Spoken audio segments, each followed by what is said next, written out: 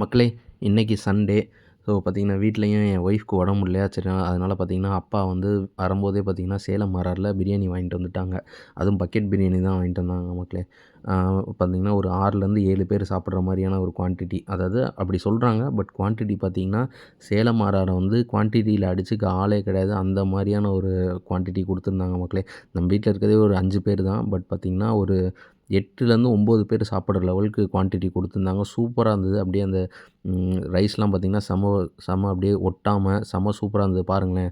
அந்த பிரியாணியோட குவான்டிட்டி, அந்த பிரியாணி பாருங்களேன் எவ்வளோ சூப்பரா இருக்கு. அப்படியே கொஞ்சம் ஆயிலா அந்த மசாலாலாம் ஒட்டி செம்ம சூப்பரா இருந்தது மக்களே.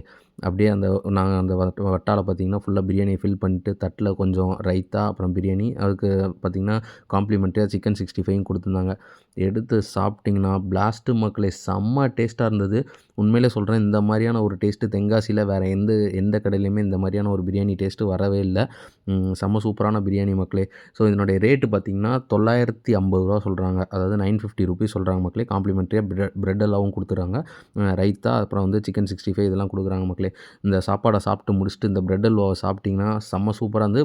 பட் பார்த்தீங்கன்னா, பிரெட் அல்வா கொஞ்சம் ஆயிலா இருந்தது மக்களே. எல்லாருக்குமே தெரியும். சேலம் மரம் இருந்து ஈனா விளக்குல தான் இருக்கு. வந்தீங்கன்னா ட்ரை பண்ணி பாருங்க. ஒர்த்தா இருக்கும் மக்களே டேஸ்ட்டு.